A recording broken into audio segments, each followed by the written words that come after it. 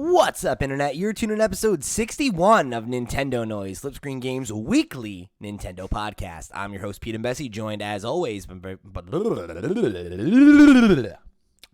Whoa, are we going back in time? Whoa! By my very good friends and co-hosts. Yeah, we're going back in time to when Sierra was in Spain. That's why she's not on the show this week. Does that make sense? Yeah, there we go. Okay. Now, it was on purpose. It wasn't a mess up. This was a hilarious bit. I'm joined by my very good friends and co-hosts, Mr. Stephen Radford. Hello, hello. And Mr. Chuy Plays. Bye, goodbye. Yeah, well, goodbye to Sierra because she's back in Spain thanks to the time travel.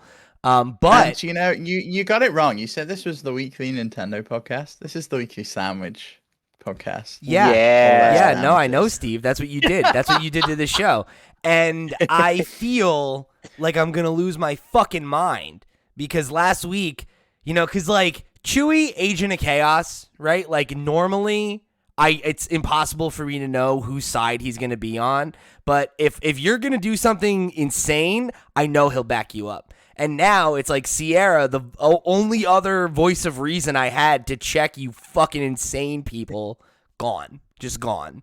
She's left me here. So now it's like, this is a Nintendo podcast, and I'm pretty sure we're going to spend at least 30 minutes talking about sandwiches again. So I don't know what's happening. I hope you enjoyed last week's show because this one, I think, promises to be a similar train wreck, but in a good way, But speaking of which, before we get into all that, this episode of Nintendo Noise, this episode of Sandwich Noise is brought to you by our Patreon producers for the month of October. They are, of course, Christian Oliveira, Christopher Valens, Gabriel Hasselmeyer, a.k.a. Asobi, Mary Berry, Wakahula, and Zaid Ida. Thank you all so much for your support of this show. Normally I say fine show, but Steve, I think, is really just driving the quality down lately. He's like, I'm over here. People love the sandwich talk.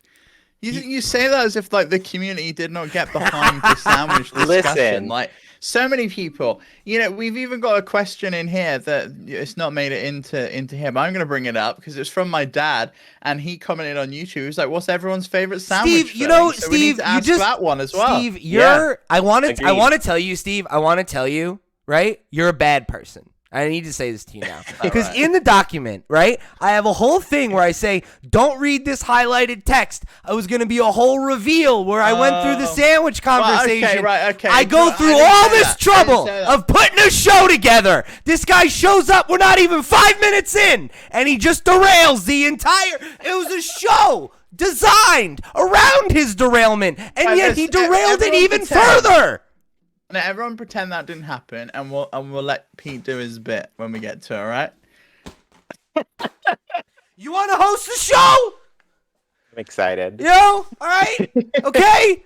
I worked real hard. All right, fine.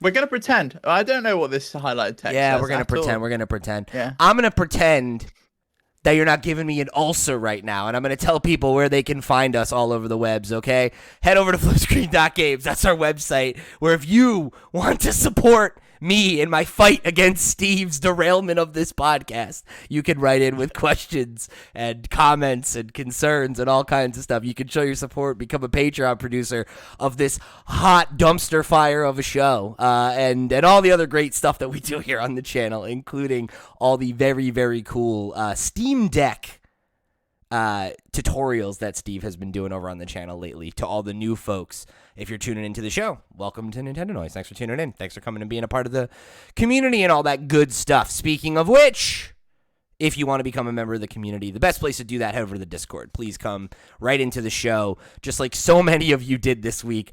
And I gotta say, I feel a little slighted. The amount of times I've asked for things relevant to the show, and everyone's like, yeah, whatever, no big deal. But this fucking sandwich talk. So the start screen this week. We're talking about sandwiches. It was the sandwiches and the little stop frame sunflowers that everyone was talking about because apparently hot news that remember I mentioned it looked like there was Japanese text overlaid like underneath. Yeah, no, it's good. Just jump ahead in the show notes again, Steve. Go ahead. Go ahead. Host the show.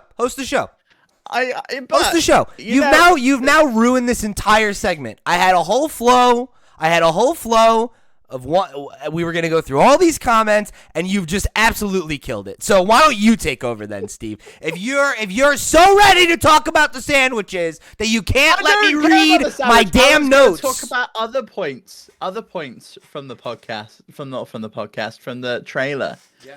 There's loads of things in that trailer that's different, not just the sandwiches. It's good. It's great. I don't like when my dads fight. There's loads of things in the first trailer I didn't even get to talk about, which was fun, So I know, Chuy. There's a whole other one tomorrow. I was all ready, Chuy. I was ready to come in here and give him, I was gonna throw him some softballs, let him have his little sandwich talk, and he still has to step on my goddamn toes. Unbelievable. So the title of this segment this week is Steve has poisoned our community with sandwich talk. And, I had a narrative for you. We're just going to jump into it now because he's just derailed this entire thing. So Andrew Valentine on Twitter wrote in and said the next start screen should be listener pitches for how Steve's sandwich app would work. I just wanted to create as many layers of friction as Pete accused it of. Every sandwich filling should take 10 hours of playtime to unlock, multiple currencies, progress in Scarlet and Violet is gated by your sandwich barista level. That's really smart. That's perfect. I feel like it's got to have microtransactions in there. So I guess the multiple currencies comes in there. Yeah. But you've got to do that really toxic thing they do where it makes you watch adverts to speed up the unlock time. Like watch an advert or two. And here's the thing. Get some extra fillings. One of the comments on YouTube, someone was like, "Oh, I love the sandwich talk this week. I got to get Subway for lunch." That's what you do. You make it all the adverts are for Subway because nobody wants Subway on its own. But if you play the game, you look at this disgusting rubbery sandwich and you're like, you know what? I could go for some Subway. That really makes me think of Subway. Right? Exactly. You get it. The McDonald's Monopoly. Do you still have that there? Mm-hmm. With the pieces and stuff. I feel like they could do a Pokemon tie-in at Subway. And whether it's a QR code or something you scan on these sandwiches and that unlocks fillings and unique items within the game. And you have to go through all of them to try and collect all of the Pokemon. You have to keep going back to Subway to eat these disgusting sandwiches to try and catch every single Pokemon. Maybe you just go with Gen 1 to start with, because there's quite a lot of Pokemon just in that generation. That's at least... probably 1,000 sandwiches you have to eat before you find all of those. I really thought you were going to say how many Pokemon it was, and I was like, I cannot wait to hear Steve say the number of Pokemon that's wrong. How many Pokemon are in Gen 1, Steve? Do you know? Isn't it 200, something like that? Pretty close. Close, I guess, yeah. Off by about 50. What is it, 150? 151 if you count Mew, yeah. Oh yeah. See, I feel like that extra one is like the Mayfair or the Boardwalk piece that no one ever gets. No one's ever going to find it, and that's what gets you the grand prize. Have you all not watched the McDonald's documentary thing on the Monopoly stuff? Yeah, McMillions. No, I haven't. It's really good. It's on HBO. Go check it out. Okay, it's worth a watch. Basically, the mafia ran McDonald's Monopoly for a good few years. Fucking what? Okay, I'm watching that after that. That's my night, I guess. I gotta check this out. It's a great watch. I think Andrew, you nailed it. This is exactly what I thought it would be, so I think you nailed it. I don't think we need to discuss it even at all. That's what mobile gaming is. So then, Scrubicious attacked me on Twitter. That was the next thing. I loved this. I absolutely loved it because he came in so innocent. He baited me. He baited me. Hey, by the way, do you use this? He tweets me and he goes, question, at Loud Pete, question, do you use the Amazon app on your mobile? And I was like, yeah, why? You're like, what? Yeah, why? What a question. Of course. Yeah, of course. Yeah. And he goes, similar concept to what Steve means with the Pokemon mobile app. I mean, you could use the website, right? And I was like, I don't think those are remotely comparable. And he replies, you just don't want to admit that Steve is right on this one because he doesn't like Pokemon. And no, that's not the case, Screwbicious. I don't want to put mobile games in real games. I feel like I'm taking crazy pills.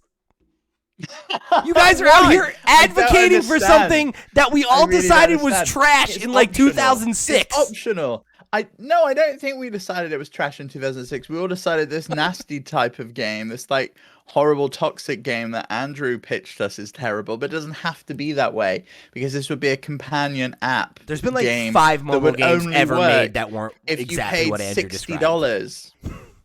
I'm about to pull out my Game Boy Advance with my GameCube adapter thing and show you the cool little Game Boy Advance mini game that you can play from Animal Crossing, from going to the island. I played that. I did like that, but that wasn't a mobile. That wasn't a mobile game. But you could unplug it and take it with you. Concept. That's what I'm saying. Is the exact same concept. Okay, but here's the thing, guys. Right? That concept made sense because you couldn't take your GameCube with you anywhere. With the power of the Nintendo Switch, I don't know if you've seen the commercials for it. You can take it out of the dock and then it comes with you. I don't take that onto the toilet with me. That As sounds much like as a the you advert problem. Wants me to do that. I don't do it, but I would scroll through, Pokemon Sandwich Maker and have a look at what delicious fillings are on this hour. Oh my god! While I'm on the toilet, or while I'm in the doctor's office, where I seem to always be lately. So I would very much like to be able to make Pokemon sandwiches. Think of it like, do you know? I can imagine it in my head. It's like Coffee Talk the game. Remember how you had to get like the perfect drink? Steve, yeah, no, I've seen the footage of the mini game. I'm aware. You make a sandwich. That's it. Yeah, but if you make a sandwich, but I think there's got to be more to it. There's got to be more to the concept. Like you make the perfect sandwich for that specific Pokemon or person. That's no. Oh my gosh, I can't. I like it. Maybe I just need to make Sandwich Simulator. I gotta. God, Lord, why do you send your hardest challenges to your weakest soldiers? I got nothing left. I got nothing left, and you do. I got 11 days until I leave for my wedding, and this is what you're doing to me, Steve. Just wanted to talk about Pokemon on my podcast. Pummel you down before you go to Jamaica for a week. So, as Steve spoiled earlier in the show, the other thing we discussed about in the aftermath of this week's show was about how if you are watching any of the translated trailers for Pokemon, you're seeing a pretty rough version of the game compared to what the actual version looks like or will look like at launch, right? So over on the Discord, Trendy Brendy said, no fault of the team, but it seems the localization process necessitates early build footage be sent overseas, which is how we get stop motion Sunflora, which we joked about last week, but there was a lot of stuff that looked framey and there was, a lot that felt like early access footage, which if you go and look at the Japanese versions of the trailer, it really, really does look quite a bit different. Yeah. I don't think it's like a massive drastic difference. Like those sunflowers are still moving pretty slowly in comparison to the character, but it's definitely better than the Western version, yeah. Yeah, it's clearly from a more recent build. Yeah.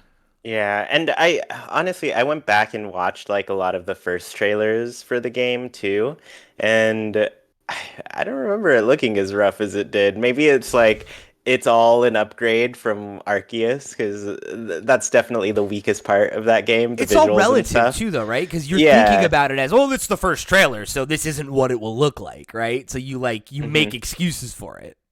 Yeah, but looking back, I was like, oh yeah, it didn't look great. No, it looks rough.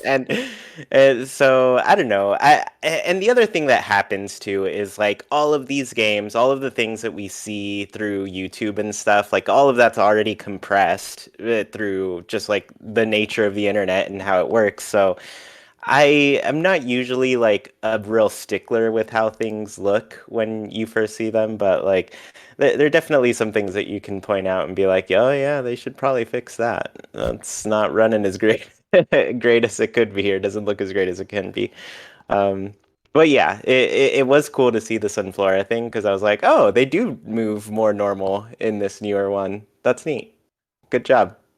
Imagine if it was just a thing though, and it was just the Sunflora that moved at that slow pace, and they just do that all the time. That's like that is how the Pokemon moves. Yeah, and then pick a slower Pokemon, you know. And even with like the more recent like Nintendo releases and stuff, I think they have kind of like settled on whatever this new technique is of them like having the stuff off in the distance move at like lower frames per second, so they look kind of claymated off in the distance. So that there's some of those things where I'm like, that's intentional. I get like you're doing that so the draw distance doesn't like pull too many of the resources and stuff, but like some things where you're like, oh, that's up close, it shouldn't move this frame. You shouldn't see this many frames in this movement. Or and just I'm like there was lot. like this stuff with like some of the textures, right? Like with like the base and everything, and it looked like it was like you know. And again, right, like people love to specifically dunk on Pokemon for this, but it reminded me of like the Final Fantasy VII textures on PS4, where it would just be like, you know, it's like, oh, like the characters are so high fidelity, but there's like a sign behind Cloud that you can't read because it looks like it's, you know, like been compressed 10, 15 times. Mm-hmm. Yeah, it wasn't great. I don't know if that got resolved in the Japanese trailer. Did you see any of those like textures being rendered in differently? Not that I remember. Not sure, honestly. I'd have to watch it again. Yeah. I didn't watch the Japanese one. I just specifically saw that like comparison with the Sunfloras. Yeah. So there was that, and then the sandwich. Yeah, I don't say. Again, Steve loves step on my toes. Chuy out here asking the real questions. Did the sandwiches look better in Japanese? That's the $1 million question, and the answer is, I don't know. No, maybe. I don't know. No, you see, you got to be on Veggie Watch, like Chuy over there, and realize that there's no shadows still no shadows. Like, what's going on? There's nothing planted to the table. They're just like floating everywhere. Wakahula in the Discord said, "Nope, still made of plastic, but the sandwich in the Japanese trailer looks messier." So I do have some screenshots that he was nice enough to provide for us here, but. You know, it's still. What are they doing with those cucumbers? It's carnage down the middle there. I like the two different kinds of tomatoes and like the off-centered meat. I don't know. There's a lot going on here. Is there a Great British Bake Off version of just sandwiches? No, there should be though. There should be. I'm surprised they haven't done like Sandwich Week on Bake Off. I feel like that's something that needs to happen. I agree. You'd think, right? Because you could do like sandwich cakes, a nice bready sandwich, you know, they could do all sorts. Some lady fingers. Yeah. Anyway, so now that that's over, we have another question. This one comes from Andy Rads in the Discord. He said, question for the next Nintendo Noise. What's your favorite sandwich filling? Oh my God. And then I'm going to start things off with a comment. This one comes from Ray from the community, who you may know as the artist behind the Nintendo Noise background or the co-host of our Shenmue streams. He said, bacon and fried egg sandwich, baby. And what a choice. What a choice. Intellectual opinion. I'm not surprised to hear that Ray has good taste, as I know he is a man of culture. And of course, this is the signature food of my home land of New Jersey, the bacon, egg, and cheese breakfast sandwich. Well, the other thing Ray was famous for promoting on a flip screen entity was the KFC gravy burger. Did either of you try that? I've not had the KFC gravy burger. Good God, I'm sure it'll be back around for Thanksgiving in America because Matthew Murphy was also going and consuming these on the regular for our Shenmue streams last year. Oh man! And it's a burger, and they've put like a little divot in there, and you pour gravy into it. That's and smart. Like, all comes out of the side. And it has gravy flavored mayonnaise. It was disgusting. I hated it. That's probably good though. Gravy flavored mayonnaise. It's just it's a gravy aioli. You know? Yeah, pretty much. Yeah. I'd eat it. It sounds less gross when you say it's an aioli. Rather than gravy mayo sounds what bad. They call it. That sounds nasty. You can call it graioli. Graioli. Gravoli. Gravioli.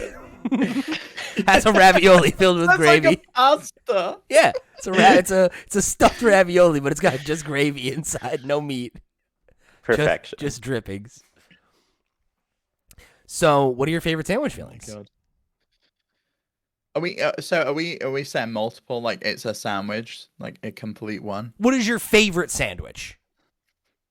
Yeah. Usually it's bacon, brie, and a caramelized onion chutney with some lettuce in there. It's nice. That sounds good. I've never had that. That sounds I really like that. good. I'd fuck with that. Yeah, the warm bacon makes the brie nice and gooey. Brie is the Lovely. best cheese. I have to say. Yeah, it That's is. my favorite cheese. It love is. Brie. Yeah. I'm not a cheese person, but I'd go brie. Brie is it's like butter. Mhm. Okay. Uh, Good choice. For me, we've got a new favorite kind of recently that we started making here, kind of on the regular. It is a chicken curry like a curry chicken salad sandwich. So it's basically like we make chicken salad and then put a bunch of curry powder all over it, and Okay. it's delicious. Yeah. I need to tell you what that is, Chuy. That's Oh, yeah? that's called coronation chicken in the UK. Oh yeah, It was invented for the Queen's coronation. Wow. I many love years it. ago. Great Yeah. job, But Queen. here we put some Her greatest accomplishment, truly. we put we put some sultanas in there as well, so you have a little bit of the fruit as well. So yeah, we have like celery chopped into there, cashews, some grapes cashews cut would be in nice, half yeah. as well. Yeah, it's delicious. We love it.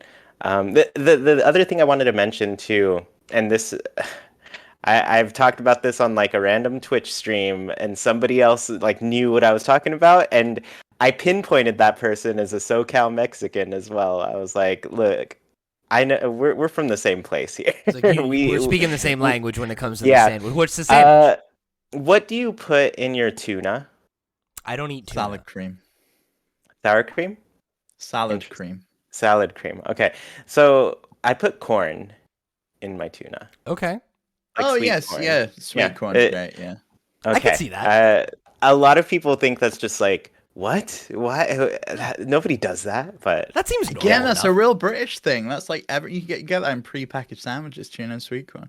That's what I've heard is that SoCal Mexicans and the British, the exact same flavor profile. Yeah. thing. Yeah.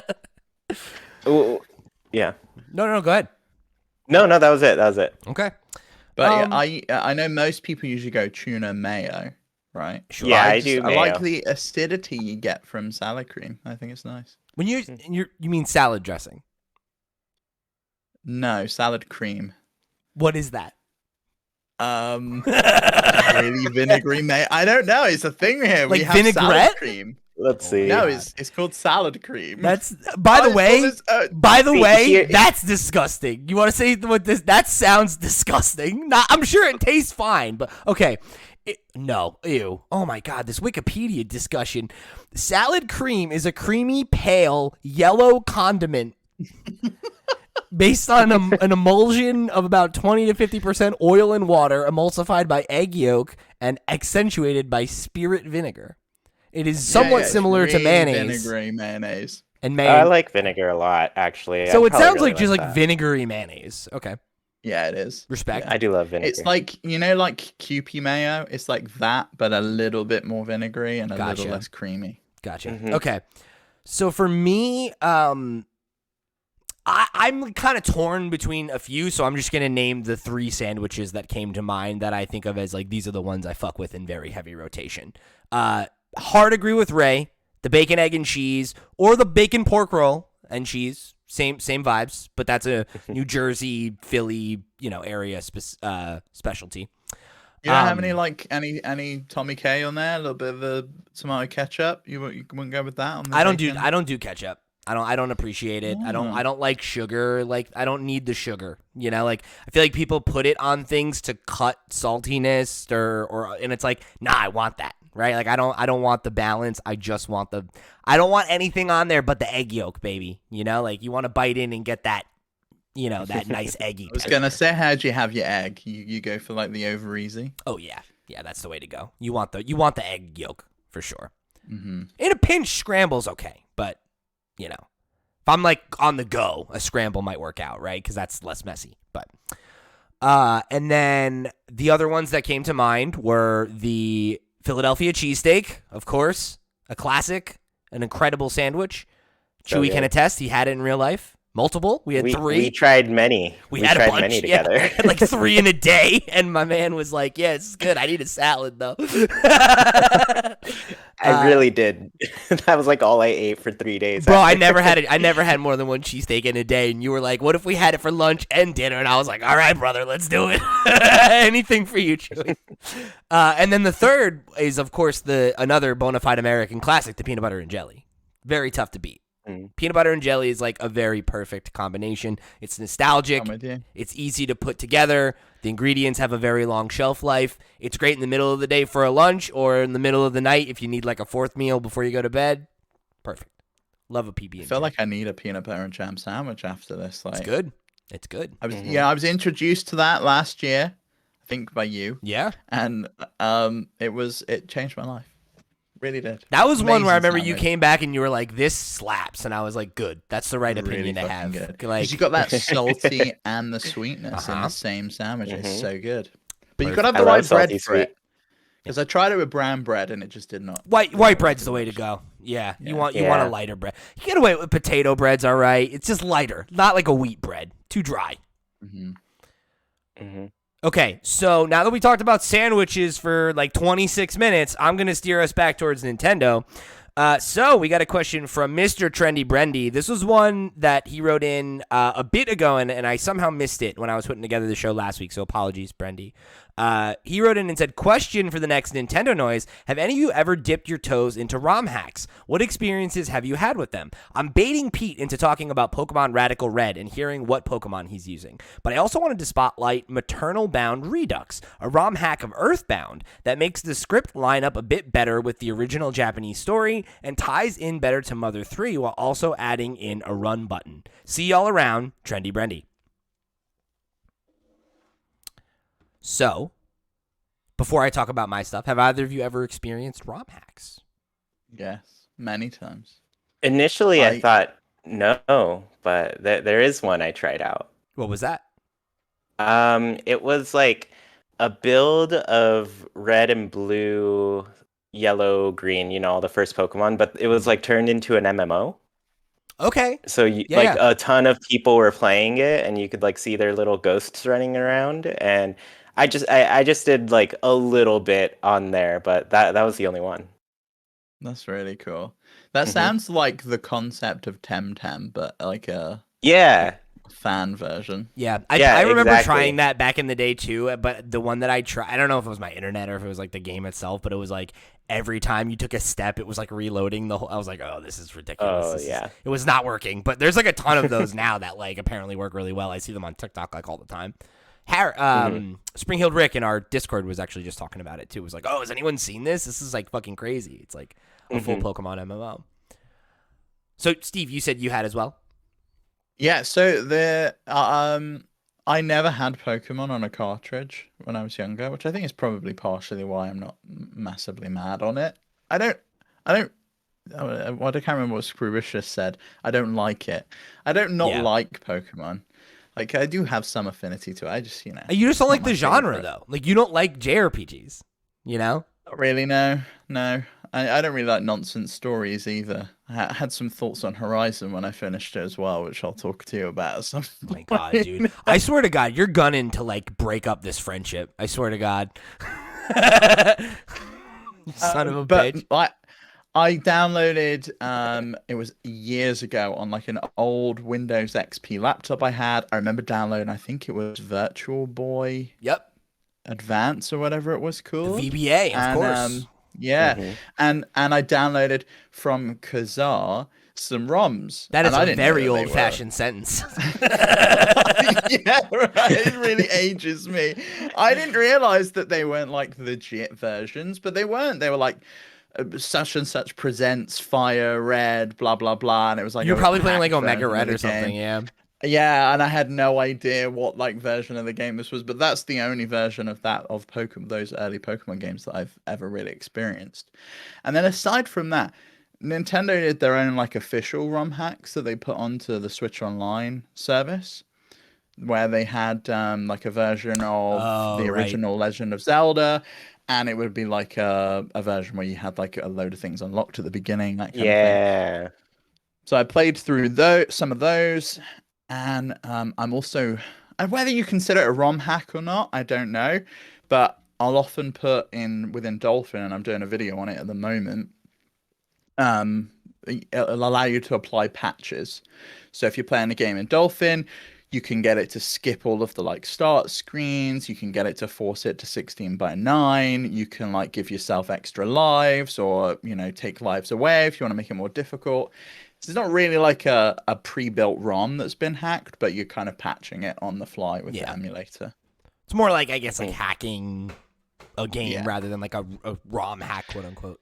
Yeah, it's kind of like it's kind of like the Game Shark codes from back in the day, like where you would put them in and it would like give you extra shit. So that was actually my first experience with ROM hacks. Was a similar situation where like I had the VBA and it was like my first experience with emulators, and I was like emulating a bunch of old Pokemon games. And I started getting into hacking because I wanted to play around with like spawning Pokemon that didn't natively show up in Red, Fire Red and Leaf Green. Mm-hmm. So like I did like a run of one of them where I generated a whole team of Johto Pokemon and was like, oh, I'm like pretending that I'm a trainer from Johto and nobody has Johto Pokemon in this region. So it was like a fun little like role playing exercise. And that was when I realized you could like change like your character model with any other character in the game. So like I played through the game as like, a gym leader or something like that, like all kinds of things like that. And that was like kind of my first experience with it, but obviously akin to Brendy's question, I mentioned it on the Steam Deck podcast and I think on Twitter maybe that I've been playing Radical Red, which is it's a recent ROM hack. I think it came out in 2020 and it's been consistently updated. And it is a really, really impressive Pokemon game. And it's funny, it takes cues from some things that Steve has said that he wanted to see. Where like it's built on the the GBA engine and everything, so like it looks I'm showing it on YouTube right now if you can see. I got it on my Steam Deck. Nice pixel art. Nice. Yeah, it's the Gen 3 pixel art style, and they added every single Pokemon. Like literally up to the Legends Arceus, like the Hisuian forms, you can get them, and you can see here. They have like raids that you can do, so like you can literally like click in and do, and like it's like with computer characters, but it's like the den system from like Sword and Shield where you can go and do like a raid with like a crazy Pokemon and everything. So cool. So it's like literally it's got pretty much damn near every system you could think of from more recent games brought in, and it's like updated move sets and all that stuff, and every single player character that you interact with has a competitive AI. So like from like literally when I had my first handful of Pokemon in the Viridian Forest and stuff, like I was getting in intense stall battles with like random youngster Joey or whatever and shit like that. Some of the gym leaders, like for Misty, I had to like train up half of a new team because the team I was using just couldn't beat her team. Because I just didn't have good move combinations and stuff. And there's a level cap. So like the level cap gets raised every time you beat a gym leader or like a story specific battle. So like you can't power level your Pokemon to just like force your way through a fight if you don't have a good team. Like you have to have a good team comp, and like they outthink you and try to trick you and stuff. Like I've had situations where they're like, I have an electric Pokemon, or I have a Pokemon and I reveal that it had an electric move, and then she would switch and try to bait me into doing like the wrong thing, and I'm like, and I'm having that thought where I have to reorient the way I play, because when you play the main game, you're used to them just not being smart. And when I play real competitive, I am thinking 2-3 moves ahead, whereas like I'm having to do that just in the regular gameplay now. And I'm not currently. I just beat Misty, and I'm like on my way to the third gym, and I already have 13 hours in the game, and I've caught 193 species of Pokemon already. Because it's like everything, like every Pokemon you could think of. And when you go into any like grass area, there are like up to 12 species in any specific area. It's nuts, dude. It's so nuts. I'm loving this. I am loving it. And I think it might ruin newer Pokemon games for me. But that already ruins it for me because that sounds awesome. You got to play this, Chewy. It absolutely slaps. It slaps butt. I am so into it. And I've been wanting to go down the like ROM hack hole more, and this has only encouraged me to keep going. Because the other thing I did was during you talking about randomizers. Yeah, during the lockdown, I played a randomized run, a true randomized run of Pokemon Blue. So every trainer had randomized Pokemon, and every patch of grass had a randomized set of Pokemon that would like when you leave Pallet, right? There's like Pidgey and Rattata and whatever, right? And it would assign a random Pokemon to that. So, like, in Viridian Forest, I think it was like Mewtwo was spawning. So, it was like, he was just, like, decimating my team because he has way higher stats than, like, whatever other random Pokemon I had. And, like, I think Zapdos was in, like, the Diglett tunnel. So, like, I had a Zapdos, like, 2-3 badges in. Like, there's a lot of things like that are just a ton of fun. And I want to make a video about them and, like, kind of, like, some of the things you can do to, like, breathe fresh air into the formula if you do want to go back and play one of the old games, but you're kind of like tired of, it's like how many times can you just pick a different team of Pokemon and run the same thing, right? Like there's a lot of really, really fun. I think I'd love to see like a timeline history thing as well of like, where did the first ROM hack come from? Like, what did it do? And like, how did that inspire other people? Like, there's so many, and then it comes there's all so the way many. up to like this point, right, where this ROM hack seems to supersede all previous ones, and it's got like everything built in, and it, incorporates all of these Pokemon really up cool. to Arceus. And like, it's insane. This reminds me, back in the day, I also, when I first was getting into ROM hacks, I was looking into Pokemon fan games, and there's a couple others that I've played, like Pokemon, what was it? I think it was the one that Spring Hill Rick mentioned in the Discord. Uranium? Yeah, and it was like about I remember that. Yeah. Post-apocalyptic thing, and like I had it downloaded, and I did a Let's Play series on it and everything, like before it got pulled off the internet. And that was a lot of fun. That had like Fakemon in it, which usually I don't go for ones that have their original Pokemon, but they were cool, so I did go with that one. And there was one that I really loved that I don't think ever got finished. And if you were a fan of the Pokemon anime, which Chewy, you might remember this. Do you remember there was that season after the Kanto stuff, but before Johto, where he went to the Orange Islands? Yeah. Somebody made that into a ROM hack based on Fire Red, and that was so fucking cool. It was really neat. That is awesome. It wasn't finished when I played it, and I don't know if it ever got finished, but I remember thinking it was really neat at the time. Mm-hmm. Another one I've played, which I don't think falls into the ROM hack side of things, and I guess this is like another like offshoot because it's similar, right? Is another Metroid 2 remake, and I know that that's just a fan remake. It's like a complete from the ground up rebuild of that game, but it kind of feels like it's in the same camp. It's like this fan game is made with love. They've like taken original assets and then like built upon it. They took this concept and kind of just ran with it. And it feels like that's what these Pokemon ROM hacks do. I forgot to answer Brendy's question about which Pokemon I'm using right now, and then we'll move on. That was why I wanted Sarah to grab my Steam Deck so I could pull this up. So my team is... Oh, the other thing that's fun is you can start with any Pokemon. You can start with any starter from Professor Oak. Like your mom's like, oh, like what region do you like? And then you can just pick whatever one. So I've got Wartortle. I've got Flaffy. I've got Ariados, Phantump, Donphan, and Ponyta. But it's the not Galarian. Is it Galarian? Galarian Ponyta, yeah. The one that's fairy. Oh, cool. The My Little Pony one, Yeah. I was just remembering, I guess, Project M, the Smash thing. God, I had messed with that too. That game was fun. Yeah, it made Brawl actually good. Actually a playable Smash game. Added so much stuff. Yeah, I only played that one a few times when I was over at a friend's place who had it all set up and everything, and I was Yeah, just like, whoa, this is like different but it was awesome. very cool. It was very Yeah. cool. All right, so let's jump into our talking point for the week. This is one that comes off the heels of some news. We got the announcement, or I guess I should say the confirmation, from the official, from the official Splatoon Twitter for North America, which was giving the release date for the Splatoon Amiibo. They're coming on Friday, November 11th, and of course, this is the one that we saw previously, which has Small Fry and then the new two Inklings.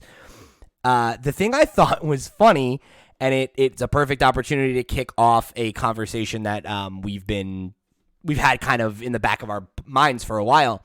The follow-up tweet was, not sure what to do with Amiibo? Well, through the magic of science, you can tap them on a compatible controller to unlock special in-game gear. Materials wants us to add that they, quote-unquote, look awesome and, quote-unquote, really tie the science closet together. So, obviously, this is, like, tongue-in-cheek, but the whole, like, oh, do you not know what to do with Amiibo? Spawns an interesting question, which is one that Chuy threw in the doc a long time ago, which is, how do we think, or if we think, Amiibo could be better? Because I think there's a real interesting kind of dichotomy there, right? Where, like, when Amiibo were announced, they were specifically tied to Smash, and they had this specific use case, but the big thing is that they're a collectible, right? They're a toy. They're a cool official Nintendo toy. And I think a lot of people have debated whether or not the use for them in game is really useful, or how much does this matter? How much do people use it? In some games, it can be though, like the Metroid Dread stuff, where I like features behind the That was the easy mode, Amiibo right? Was locked scan. behind that or something? I can't remember what it was. It was Like something. it was like a fast travel or save or something was like locked behind there. So it fundamentally changed the way the game played. And then you had the same thing in Breath of the Wild, right? You could get like Wolf Link, and it would like change the way the game could play and stuff. Like there's some games they really do bring additional functionality into it to the point where it's just like, should this really be behind a paywall and a plastic figure, and not just like core functionality that's included in And the see game? that, and therein lies the problem. That attitude is why they can't be more than they are. Because anytime they do something actually It's gotta cool be with them, people cosmetics. complain.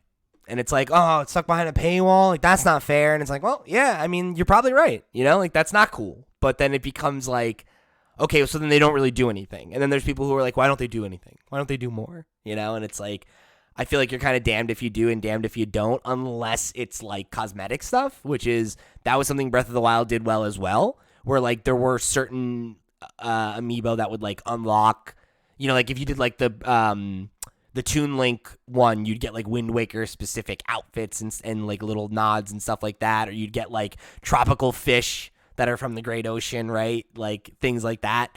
So there's like things that you can do for sure, but I think that's like ultimately I think Smash is the one that had the best utilization, because the whole sparring thing was useful, but it's like, you know, it doesn't matter that much. Sure, it's Mm, like, what the fuck? You're saying like Animal Crossing didn't count? Animal Crossing did it better. But does that come back to the argument of should that stuff be stuck behind an amiibo paywall?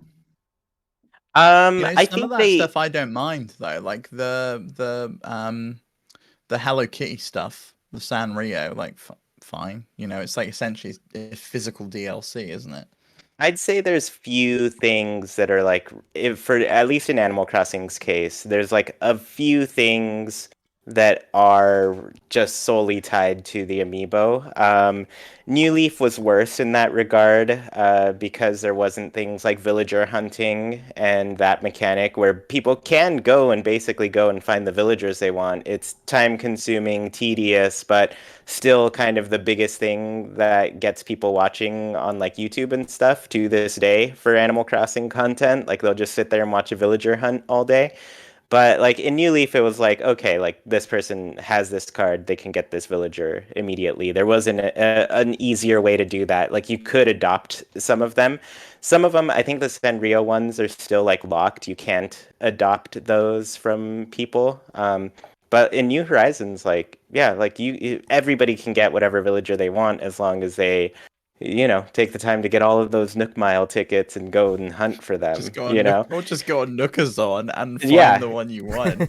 Exactly. Like there's easy ways to do all of that. The amiibo are almost harder because you have to scan them in for 3 days before they'll actually Oh, move in. really? That's funny. Yeah, you have Yeah, to. and then you still have to do that stupid like question as well. Like I'm sure I had one where it's like guess which club spades or hearts I'm thinking of with my Yeah, card, and then I'll decide if I want to move to your island if you get it right. you don't get that through the amiibo cards. Funny Oh, is enough. that just when they show up at Yeah, the that's just tent? that's a random camper. With the amiibo cards, they'll make you craft something for them. You don't Okay. have to do the first two. I think just the third one you have to do. But if you do it and they ask for something that you don't have, they will give you that DIY recipe. So that's like a little That's good. bonus there. Wasn't the So thing with New Leaf, the DLC, that was where they had like the ones where you could scan some of the Smash amiibos too, though, right? Because there was like the Wolf Link was one of the villagers you could get, and yeah, so there were specific villagers in New Leaf that only existed through Amiibo. There was four Zelda ones, I think. I think you had like Pig Ganon, Wolflink, Medley, and then Epona as well as a horse Okay. villager.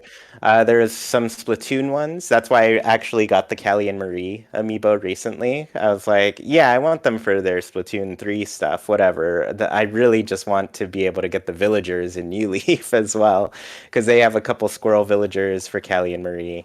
There was a Monster Hunter villager, a feline you can get through scanning some of the older Monster Hunter amiibo.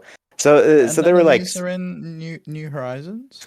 no, the villagers did not make it to New Horizons. The only like amiibo specific ones that did were the Sanrio ones. They were also in New Leaf. there's also one missing from Animal Crossing X Fweki, which is a Japanese supply company, and they have a little hamster boy.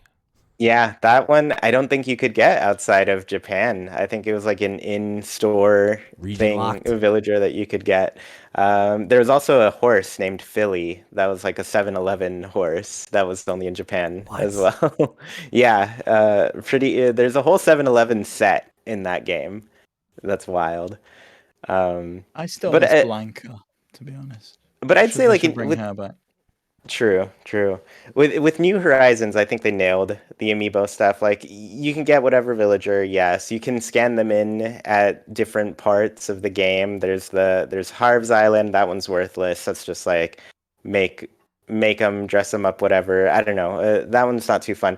You can invite them to the cafe. That's a cool one, and you can invite them on the Happy Home Paradise Island if you've paid for that DLC, and then you can design their home there as well. So but it's All of like that stuff's kind of like predated Amiibo, though, right? Because that was all in with the. I mean, correct me if I'm wrong. The e-reader, right, on the Game Boy. You could like plug it into like the I mean, GameCube the version in e-reader is like Japan. amiibos yeah, before amiibo.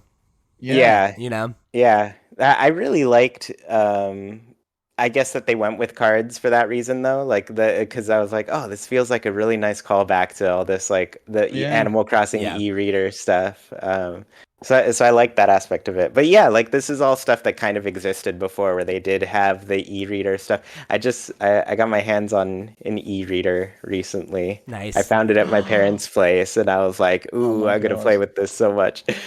If you Um, can get your hands on Mario Party, I will be extremely jealous. I really want I've Mario Party for the low e-reader. key, I've been looking. I've found the sets aren't they're not obscene from what I've seen, like because it seems like it's just like a bunch the cards in the board, right? I think I found it for Yeah, the like board's just a 150. piece of paper. It's like not even a board, it's like a Yeah, poster, yeah. Yeah, and I was looking. It doesn't look like it comes with like a disc or anything, right? No, Like because you scan the it's just the card and that like cards. loads Yeah. into the e-reader game. Yeah, it So like now I'm browses a bunch of tempted mini to games. get it. I This is think the ROM I hack that saw we it. need to work on. We need to work on a ROM hack where you can just play this game like normal. Definitely. Do you know you forgot like Animal Crossing's biggest contribution to Amiibo though? Oh yeah, And I true. can't believe you forgot all about it on the Wii U Animal Crossing Amiibo Festival, Chewy. How did you forget about that? That was It's like the best the one. best Best thing incarnation about of that game Amiibo, was when right? it was so bad. It was selling when it was selling for like $2. I remember Pixel Par bought like 5 of them and sent Yeah. people. He sent me the Isabel, so I can have that Yeah, that I got amiibo. a pack of cards from Yeah, that. Those are the amiibo are the most valuable thing that's one of my favorite amiibo. in It's a that great whole Isabel. package. It's Yeah, great. it's her other seasonal outfit. Yeah, there was 5 of them in that box. There was Isabel, Digby, and then 3 cards, some variants of Stitches, Goldie, and Rosie. There you go. Yeah, that game was bad. The best part of it was like there's this really nice song that plays at the end of the board game, and I'm like, oh yeah, this is really nice, and this is over, extra nice. So.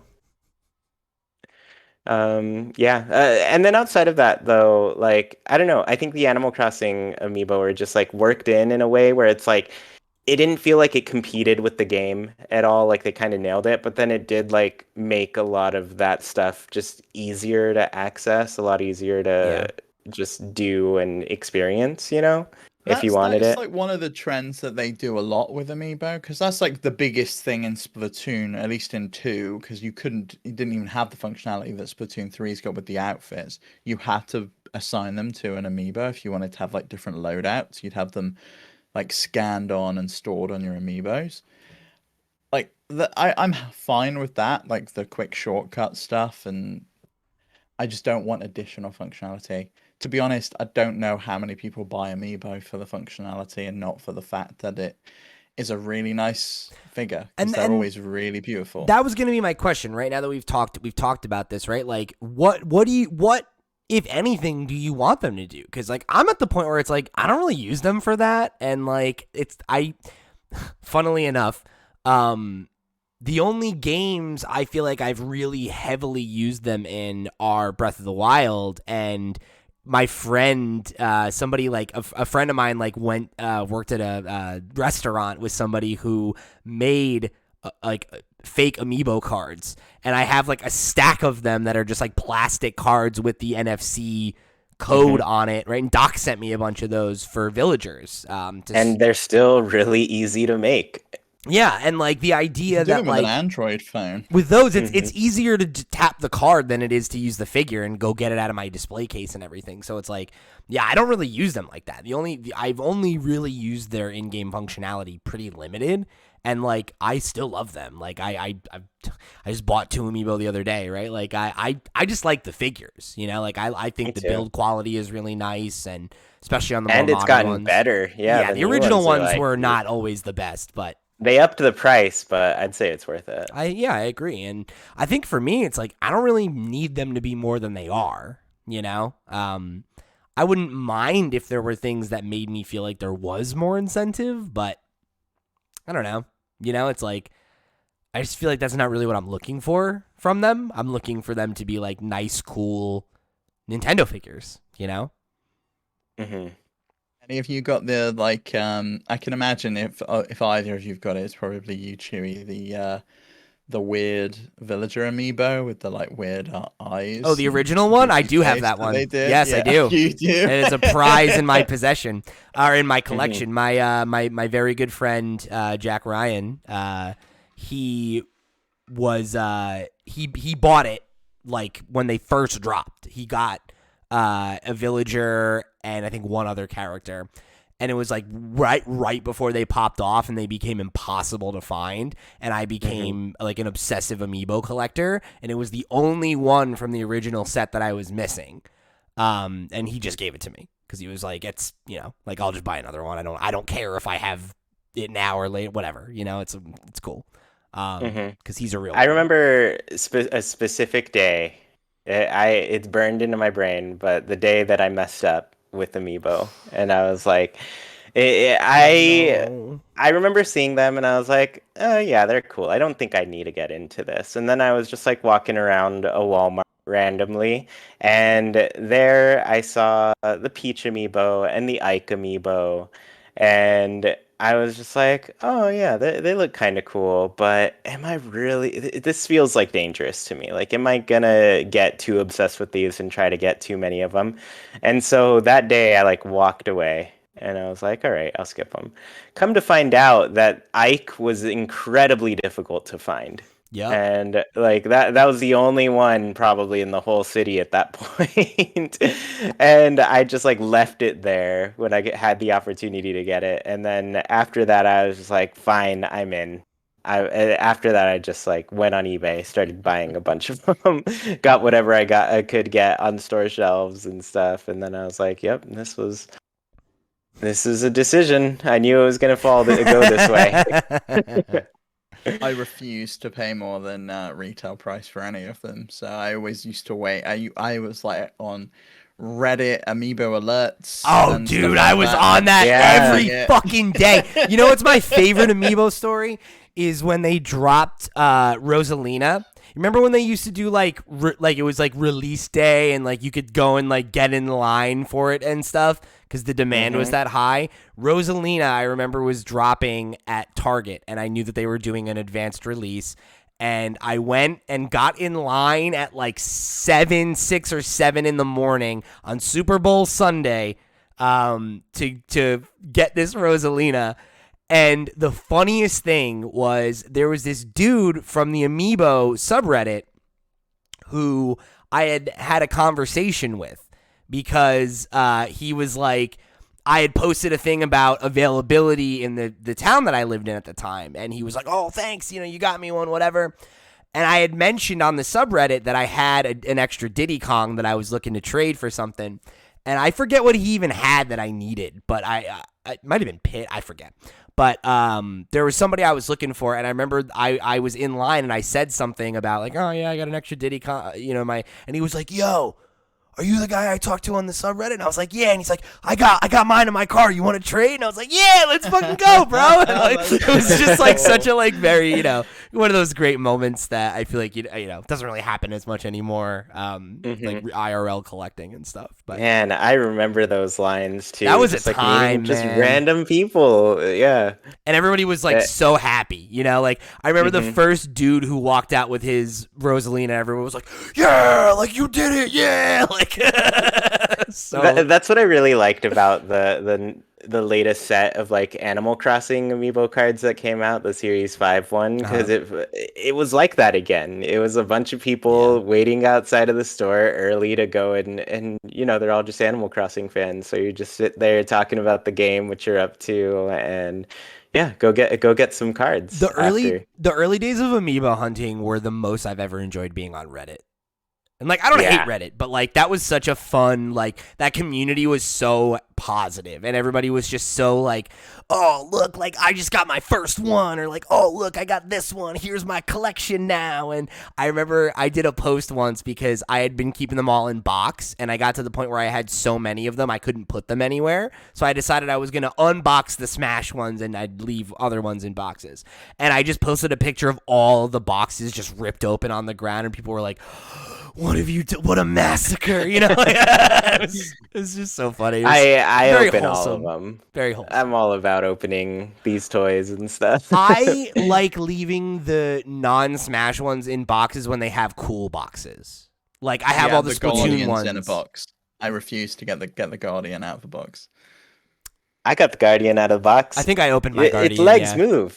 You do. can adjust its Yeah, legs. I know the legs move. I really would love to like get like a 3D printed diorama to put him on, and like have his like legs like all over the place. Yeah, he is the best Amiibo, I think. It's definitely one of the best for sure. I really love this one. Like these guys, right? Like this is the original Splatoon set. Mm-hmm. And like I got those all on my desk too. I They're all I like keeping these in the box because like I like that it actually has like the Splatoon, the Splatoon art and everything, and it's like got the Wii U on the back, and I think that's cool. Yeah, that's true. The weirdest amiibo box is not here. It's the Diablo 3 amiibo box because it's not an official Yeah. box.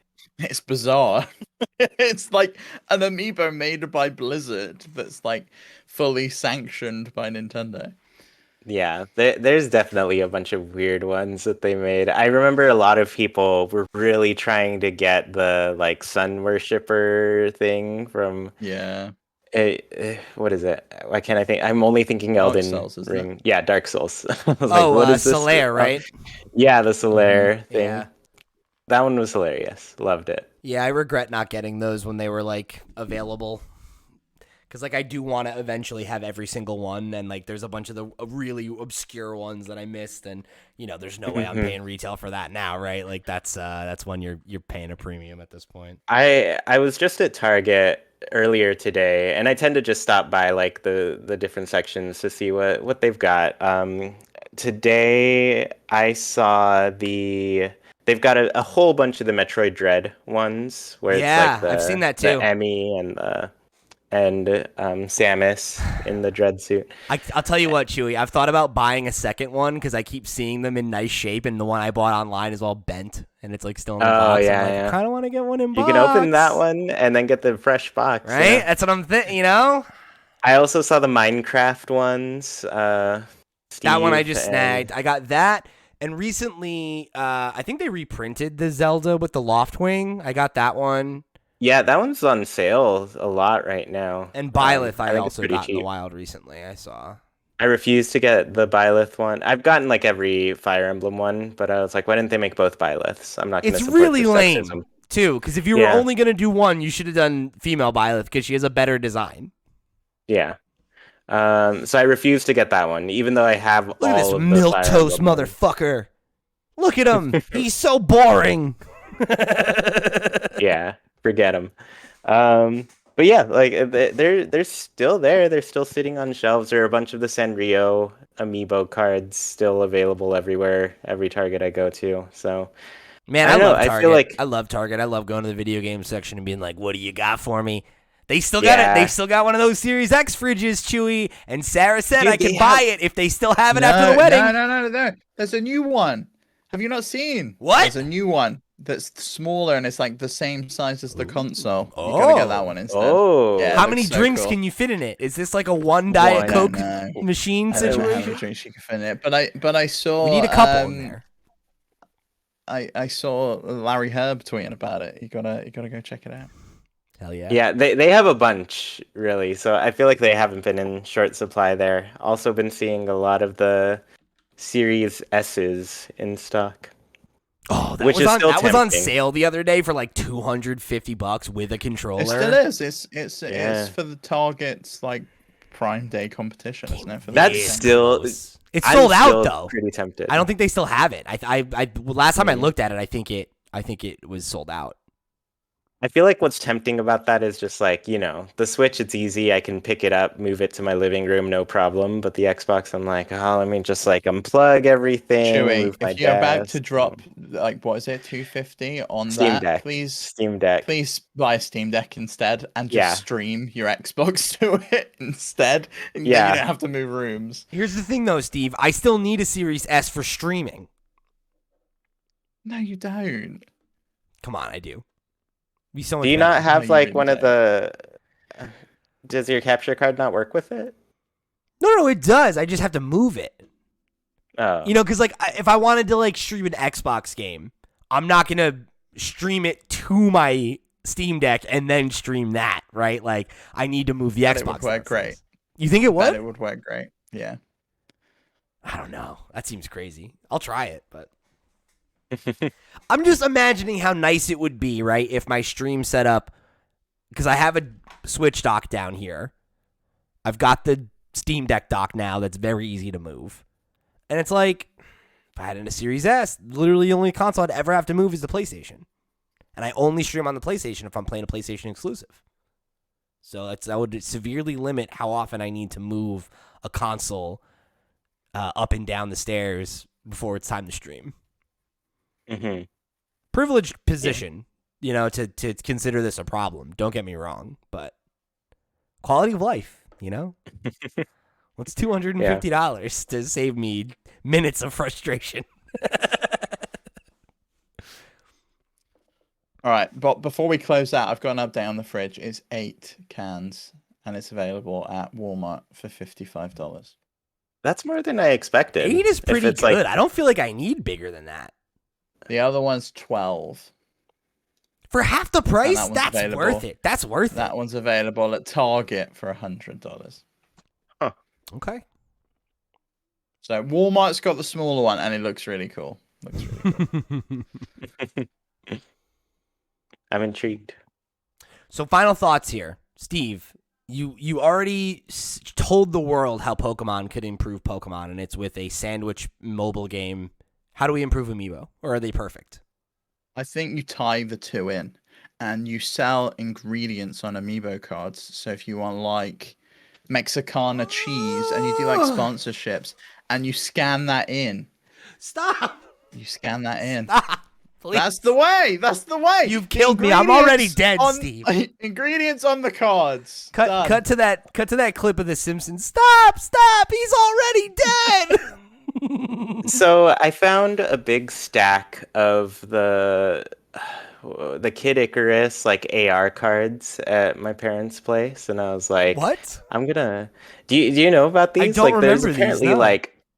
There's apparently like well over 100 of them, but they're like pretty rare and everything. And I was like, I don't even know what these do, but I just imagine they do exactly what Steve just said. They just give you some sandwich making ingredients. But why is this a thing? I don't know, but I have a stack of them now. I borrowed the game from my brother because he was like, I'm not playing any of these. I've take whatever. And so I was like, all right, I'm gonna mess with this because I missed out on that game. I didn't get to play with them. So I found the cards too, and I was like, you know what? I'm taking these too, and I'm gonna see what they do. There are over 400 of these. Oh, dang, even more than I thought. There's 402. I found like a stack of like 40 or so. Why did anyone make this? That's insane. That's an insane choice to make 400 cards. There's a lot of sandwich they ingredients. They came in booster packs. This is nuts. This is insane. I don't even know when my brother bought all of these things. Like he just did. So okay, I'll try them out. I'll let you know what they do. Please do. And you heard it here. Amiibo were perfect. We couldn't think of one way to improve them. Not even one. I'll tell you what. Here's my one note, Nintendo. Make more of them. Bam. Done. Yeah. Don't do that. I'm glad they stopped doing the ultra limited Disney Vault bullshit. But it's still not enough. That's the thing. If they hadn't done that, I don't think they would have popped off the way they did, though. Like, they did it for as long as they needed to make it a thing, and now they're like, hey, you can get them. We reprint them, whatever. Yeah. I mean, it's a strange position they're in, because they do kind of, like, still put in Amiibo functionality in all the games, but the Xenoblade one, it's pretty simple. It's just, like, you can scan 3 Amiibo a day. It doesn't matter what they are. I think the Shulk one gives you like a special. I think it gives you like a Shulk outfit. The Monado. Right? Yeah. It gives you like the Monado. So just the sword. Okay. So like, your weapon will look like the original Monado. That's cool. Sword. Like I feel like that's cool. About all we need, right? Like. Yeah, and they've really just like simplified it. They're like, you can use whatever Amiibo, just scan one, you get something. Yeah. And I think that's where it is. Like I don't think they really need to do too much because, I mostly get them because they're collectible. I mean, I say that while driving around with like a stack of Amiibo cards as I was out this week. Just I was house sitting for a brother and I was like, oh, I'm going to bring these Amiibo because I need to scan them into my campsite and maybe move them in. I don't know. I like to see what they look like. You should just give those out as like business cards. Whenever you see people, you should have one and it says like Chuy on it. And like when they scan it on their phone, it comes up with your details and stuff. That's what your business card should be. One thing I do want to do, I got this custom one of me. It's a figure of my Animal Crossing villager from New Horizons, and it's got like its whole like Amiibo stand and everything. I do want to get just like an NFC chip and put it. DIY Crossing. Yeah, DIY Crossing She's made doing. this one. She's doing my my cake topper for my wedding. Oh, you got one? Nice. Yeah. I saw more open up. Yeah.